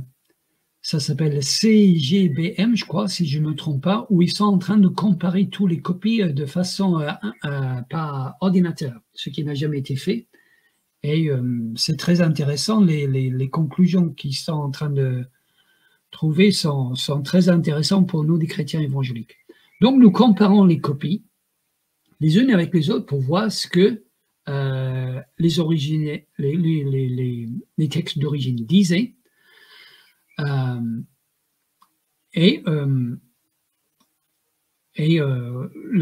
quand les copies s'accordent le plus, eh bien, on a la certitude que ce que le texte d'origine disait était là où les copies s'accordent. Alors, quand les copies ne s'accordent pas, qu'est-ce qu'on fait? Eh bien, on peut dire que les copies ne sont pas d'accord. On peut dire que les copies contiennent des erreurs de copie. Ça, on peut le dire. On a le droit de dire qu'une copie contient une erreur de copie. Mais on ne dit pas que la Bible contient une erreur. On ne dit pas que la Bible contient des erreurs. Voilà la différence. Donc, si on estime, si ce pasteur est convaincu que l'âge d'Acacia, c'est une contradiction, eh bien, il a le droit de dire que les copies contiennent une contradiction apparente. Mais on n'a pas le droit de dire que la Bible contient une erreur, une contradiction apparente. Alors, on me dirait, mais c'est jouer avec les mots, ça. C'est jouer sur les mots de dire ça. Non, non, c'est pas jouer sur les mots. C'est savoir faire la différence entre l'original et la copie de l'original, tout simplement. C'est savoir avoir deux catégories de pensée dans sa tête, c'est pas très compliqué. Et une catégorie de pensée, c'est l'original qui a été écrit par Matthieu et par Luc. Et l'autre catégorie, c'est une copie qui a été écrite par un scribe ou par un chrétien caché dans sa maison ou par un moine quelque part. C'est pas la même chose. On me dire, oh, c'est compliqué tout ça. Eh bien, excusez-moi d'exiger un peu de rigueur et un peu de précision sur un sujet important. Voilà ce que je dirais. Si ça c'est compliqué, eh bien, nous devons être rigoureux et être précis sur un sujet aussi important. Et ce que je reproche à ce pasteur, c'est qu'il ne l'est pas. Donc, ce n'est pas honnête de dire qu'il y a des erreurs dans la Bible. Ça amène beaucoup de questionnements et beaucoup de doutes et d'hésitations. ce qui aurait été plus honnête de dire, c'est que si cette personne qui a écrit cet article pense qu'effectivement il y a des contradictions et des différences, ce que j'ai montré pour moi n'est pas le cas, mais s'il pense que oui, eh bien ça aurait été plus honnête de sa part de dire des copies de la Bible contiennent des erreurs ou des contradictions. Voilà comment il aurait dû, à mon avis, formuler son argumentation et son article. Non pas de dire que la Bible contient des erreurs, mais que des copies contiennent des erreurs. Alors, on me dira peut-être, oui, d'accord, tout ça c'est beau, mais comment est-ce que ça peut m'aider moi concrètement en tant que chrétien évangélique? Qu'est-ce que je dois faire avec la Bible qui est dans ma main alors? Qu'est-ce que je dois faire avec la Bible que j'ai à la main? Eh bien, comme je l'ai déjà montré, comme je l'ai déjà dit dans une autre vidéo, nous devons considérer la copie comme l'original. Nous devons considérer notre copie comme étant l'original. Donc, nous sommes capables d'avoir une pensée assez fine pour dire ce que j'ai à la main n'est pas l'original, c'est une copie, et d'ailleurs une traduction d'une copie de l'original, ça je suis capable de le dire, mais que je dois traiter cette copie comme l'original. Ce n'est pas très compliqué, et nous sommes capables de le faire. Alors, qu'est-ce qui me permet de dire que nous devons traiter notre copie comme l'original? Eh bien, je le dis parce que Jésus lui-même le faisait et l'a fait. Je vais vous montrer où. Donc là, nous allons dans l'évangile de Matthieu, chapitre 22, versets 31 à 33. Et c'est Jésus qui parle. Et il dit ceci.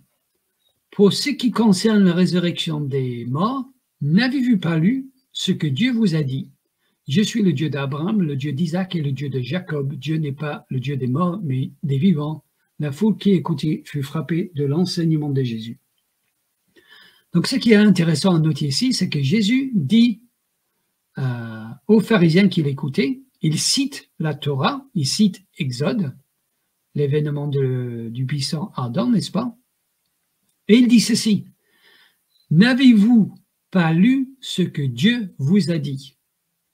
Il s'adresse aux pharisiens. Et il dit, « Dieu vous a dit ceci. » Après, il cite la Torah. Donc, pour Jésus, Dieu parle directement aux pharisiens quand il dit ces paroles. « Je suis le Dieu d'Abraham, le Dieu d'Isaac et le Dieu de Jacob. » Donc, Dieu a dit ces paroles à Moïse. Mais Jésus dit que Dieu le dit aussi, ces paroles, aux pharisiens. Et Jésus dit ces paroles aux pharisiens quand ils lisent la Torah, parce que Jésus dit, n'avez-vous pas lu ce que Dieu vous a dit? Donc Dieu parle quand nous lisons la Torah. Dieu nous parle quand nous lisons la Torah. Voilà ce que Jésus nous apprend ici. Quand les pharisiens lisaient la Torah, Dieu leur parlait, pas les paroles que Dieu a dit à Moïse. Or, nous savons que, à l'époque de Jésus, la Torah, l'original de Moïse, n'existait plus.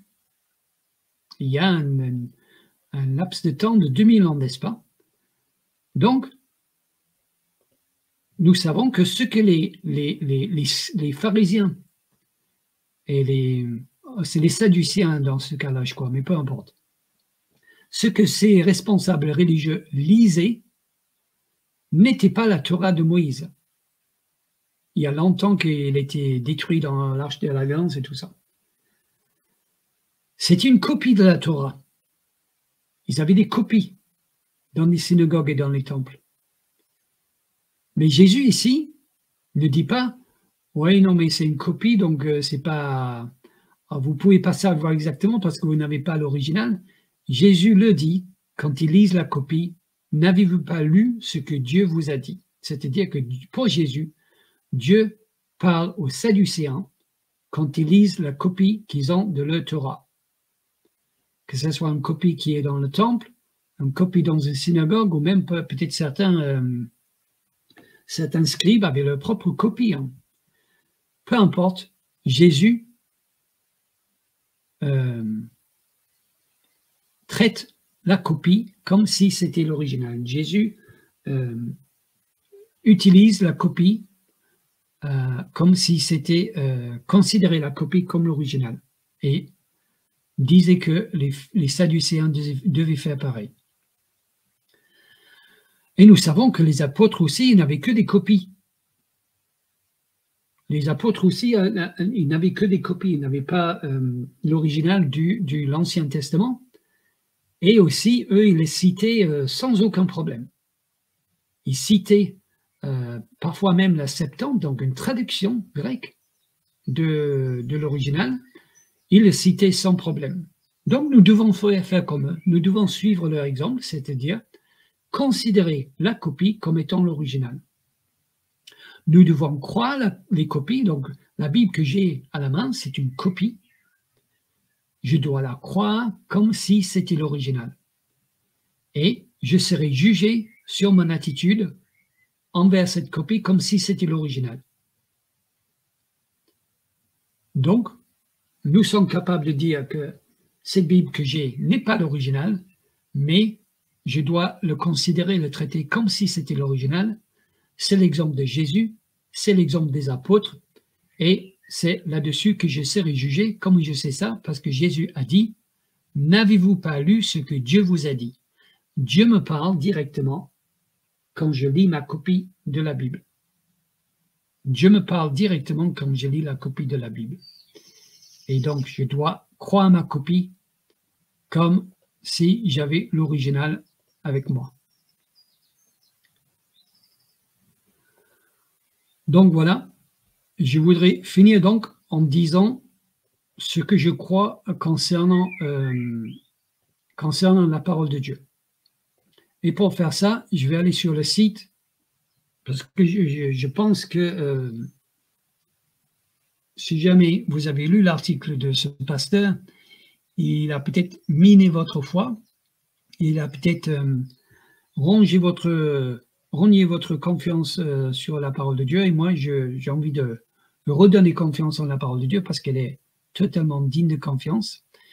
Et donc, je vais finir un peu avec cette confession de foi concernant la parole de Dieu. C'est la déclaration de Chicago, qui est excellente, et je trouve ça sur le site de Le Bon Combat. Donc, je vous recommande. Donc, voilà le site du Bon Combat. Et nous voyons ici, sur le site, la première déclaration de Chicago, qui date maintenant. Et cette déclaration était sur la Bible, sur l'inhérence de la Bible, parce que les responsables évangéliques de l'époque ont compris que la Bible était sérieusement attaquée de toutes parts, et c'est pas fini. Et donc, ils voulaient se mettre ensemble pour publier un document auquel tous les évangéliques pouvaient adhérer. Et nous voyons malheureusement que, avec cet article dans Évangile 21, ce n'est plus tellement le cas pour certains, mais nous restons fermes, nous gardons le cap. Et donc, je voudrais lire quelques articles de cette déclaration pour vous montrer que ce que j'ai dit ici n'est pas nouveau, c'est ce que nous croyons les protestants depuis longtemps. Donc, je vais pas tout lire, c'est trop long, mais je sélectionne quelques passages intéressants. Donc, un résumé 4.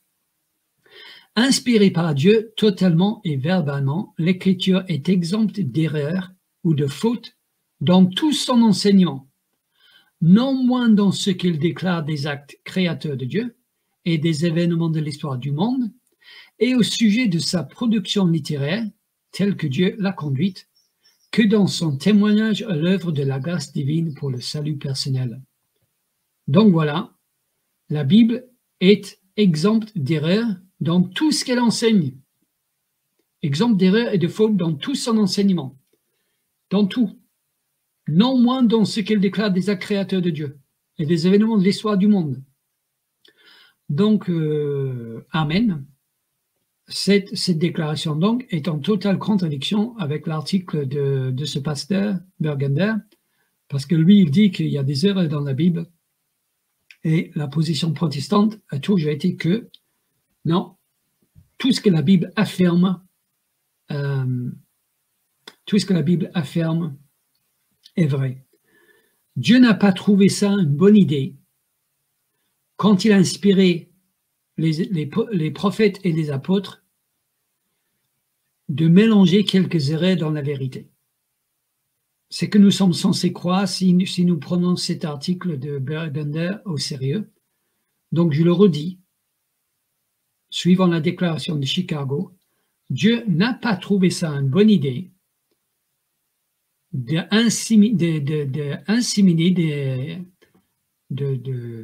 distiller quelques erreurs par son Saint-Esprit, quelques erreurs quand il a inspiré sa parole parmi toute la vérité. Il n'y a pas d'erreur dans la Bible. Je continue. Article 6. Article 6 dit ceci. Nous affirmons que l'écriture entière et toutes ses parties, jusqu'au mot même de l'original, ont été données par inspiration divine. Donc voilà, ça confirme ce que j'ai déjà dit. Notre position, c'est que les mots de l'original sont inspirés de Dieu. Nous rejetons l'opinion selon laquelle l'écriture serait inspirée comme un tout, mais non pas en chaque partie, ou au contraire en certaines de ses parties, mais non pas en son tout. Donc voilà, ça c'est l'argumentation de ce pasteur qui est balayé ici, qui dit que oui, l'ensemble est inspiré, mais dans certains détails, il y a une erreur. Non. Nous rejetons l'opinion selon laquelle l'écriture serait inspirée comme un tout, mais non pas en chaque partie. Cette idée-là est une idée qui est fausse. Article 9. Nous affirmons que l'inspiration, sans conférer d'omniscience, a garanti que les énoncés des auteurs bibliques sont vrais et dignes de foi sur tous les sujets dont ils ont été conduits à parler ou à écrire. Donc voilà. Nous ne disons pas que l'apôtre Paul était omniscient, nous ne disons pas que Ésaïe était omniscient, mais nous disons que tous les sujets dont ils ont été conduits à parler, eh bien, ils sont vrais et dignes de foi. Donc, si le Saint-Esprit leur a inspiré à parler d'un sujet, ce qu'ils ont dit sur ce sujet est vrai, le Saint-Esprit n'a pas trouvé bon de leur faire parler d'un sujet et de donner quelques erreurs et quelques fautes avec. Nous rejetons l'opinion selon laquelle la finitude ou la nature pécheresse de ces auteurs aurait, de manière nécessaire ou non, introduit quelques faussetés, quelques distorsions dans la parole de Dieu. Donc ici, là, il balaye d'un revers de la main l'idée de ce pasteur que la Bible est vraiment humaine parce qu'elle contient des erreurs. Dieu est capable de tracer une ligne droite avec un bâton tordu. Dieu est capable de tracer une ligne droite, parfaitement droite, avec un bâton tordu. Les auteurs de la Bible, c'était des pécheurs, des créatures, mais Dieu peut faire inspirer que de la vérité à travers ses hommes. C'est ce que dit cet article. Article 10. Le suivant. Nous affirmons que l'inspiration au sens strict ne vaut que du texte des autographes bibliques, texte que les manuscrits parvenus jusqu'à nous, Dieu y a veillé dans sa providence, permettent d'établir avec une grande exactitude. Nous affirmons encore que les copies et les traductions des Écritures sont la parole de Dieu dans la mesure où elles se conforment fidèlement à l'original. Donc là, encore une fois, c'est ce que j'ai dit. Au sens strict, la Bible, c'est les autographes bibliques, c'est-à-dire l'original, et les copies sont fidèles dans la mesure où ils conforment à l'original. Nous rejetons l'opinion selon laquelle l'absence des autographes rendrait problématique l'un ou l'autre des éléments essentiels de la foi chrétienne. Nous nions en outre que cette absence invalide l'affirmation de l'inhérence biblique ou lui en enlève sa portée. Autrement dit, ce n'est pas parce que nous n'avons pas les originaux, les textes d'origine, que c'est problématique, parce que nous avons les copies et grâce aux nombreuses copies que nous avons, nous savons avec une grande exactitude ce qu'a dit l'original. 11 et 12. 11. Nous affirmons que l'écriture divinement inspirée est infaillible, de telle sorte que loin de nous égarer, elle est vraie et sûre sur tous les points qu'elle traite. Nous rejetons l'opinion selon laquelle la Bible pourrait à la fois être infaillible et errer dans ce qu'elle énonce. On peut distinguer infaillibilité et inhérence, mais non les séparer. Et là aussi, il balaye d'un revers de la main l'idée de ce pasteur Burgunder qui dit que la Bible est errante, mais infaillible. On peut faire la différence, mais on ne peut pas séparer ces idées. Il rejette l'idée selon laquelle la Bible pourrait être à la fois infaillible et contenir des erreurs. Donc, ce pasteur-là est démenti par la déclaration de Chicago et se met à l'extérieur de la tradition protestante moderne. Et cette déclaration se base sur la réforme, les écrits des réformateurs et la réforme protestante. 12. Nous affirmons que l'écriture dans son intégralité est inhérente, exempte de toute fausseté, fraude ou tromperie. Nous rejetons l'opinion qui limite l'infaillibilité et l'inhérence de la Bible aux thèmes spirituels, religieux ou concernant la rédemption, et qui exclut les énoncés irrélevants de l'histoire et des sciences. Nous déclarons en outre illégitime l'emploi d'hypothèses scientifiques sur l'histoire de la Terre pour renverser l'enseignement de l'écriture sur la création et le déluge. Donc là, c'est un point qui vient contredire la théorie de l'évolution et tout ça, mais ce qui m'intéresse surtout ici, c'est que cette partie-là dit que la Bible est inhérente sur tout, et pas juste sur les sujets importants spirituels et religieux. Et ça, c'était le point de ce pasteur. Donc, encore une fois, il est démenti par la déclaration de Chicago. 13 et 14, et je finis. 13. Nous affirmons que le mot d'inhérence convient comme terme théologique pour caractériser l'entière vérité de l'écriture. Il y a des gens qui n'aiment pas le terme inhérence, mais la déclaration de Chicago dit « Oui, c'est un bon terme, c'est un bon mot qui décrit ce que nous pensons de la Bible, c'est-à-dire qu'elle est sans erreur. » Voilà. Et 14. Nous affirmons l'unité et l'harmonie interne de l'écriture.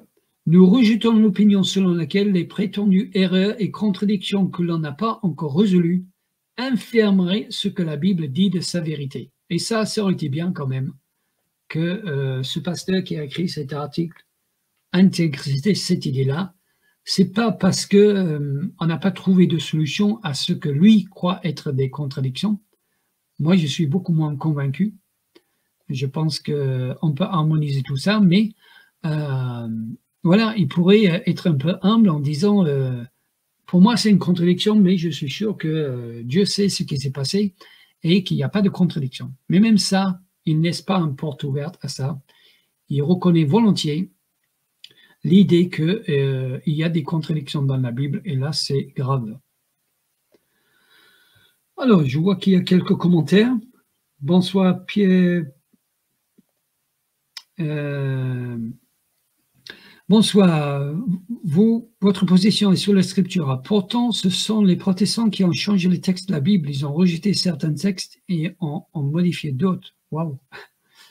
N'est-ce pas contradictoire? Eh bien, je ne suis pas du tout d'accord avec vous.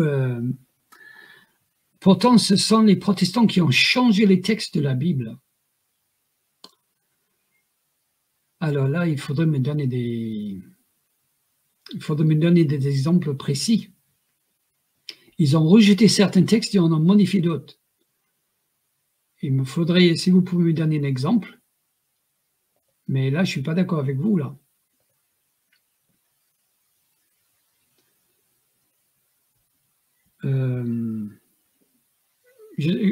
Est-ce que ça pourrait peut-être m'aider si vous me dites de quelle confession vous êtes?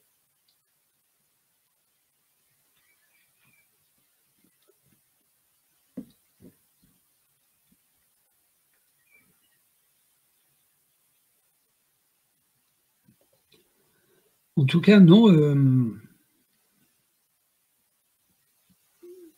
Nous n'avons pas modifié les textes de la Bible. D'ailleurs, comme je l'ai montré, les dernières découvertes des manuscrits sont intégrés dans nos Bibles protestantes. Donc, non, je ne suis pas d'accord avec vous là. Donc là, j'arrive à ma conclusion, après avoir lu la déclaration de Chicago. Voici ce que je dis donc, en contradiction donc de cet article de ce pasteur que j'ai lu. La Bible est la parole de Dieu. La Bible seule et la Bible dans sa totalité est la parole de Dieu. Sola Scriptura et tota Scriptura. La Bible seule et la Bible dans sa totalité est la parole de Dieu, les 66 livres. La Bible est infaillible, la Bible est sans erreur. Et par Bible ici, dans son sens très strict, j'entends les textes d'origine. La Bible est infaillible et la Bible est sans erreur. Et par la Bible ici, j'entends les textes d'origine. Ce que j'ai dans ma main est une copie et une traduction de ces textes d'origine. Mais, si je suis capable de faire cette distinction-là, je dois considérer ma copie comme le texte d'origine. Et je dis ça parce que Jésus faisait ça et les apôtres ont fait ça. Je dois considérer ma copie comme le texte d'origine. Je dois croire ma copie comme le texte d'origine. Je dois croire ma copie comme étant le texte d'origine. Je serai jugé là-dessus. Je dois vénérer ma copie comme étant le texte d'origine. Je dois obéir à ma copie comme j'obéirai à le texte d'origine. Et en disant tout ça, je fais la différence entre la copie et le texte d'origine. Je peux faire les deux. Je peux faire la différence entre la copie et le texte d'origine, tout en disant que je dois traiter ma copie comme le texte d'origine. Je dois considérer ma copie comme étant le texte d'origine. Voilà, j'espère que ce direct vous a aidé, vous a redonné confiance dans la Bible, dans la parole de Dieu, et a montré que ce que même les pasteurs, masters en théologie nous enseignent peut être assez facilement démontré. Je trouve qu'il y a une bonne dose de mauvaise foi aussi dans les argumentations, et nous pouvons avoir totalement confiance en la parole de Dieu. Que le Seigneur vous bénisse pour le restant de cette soirée et demain, dimanche, au culte. Bonsoir.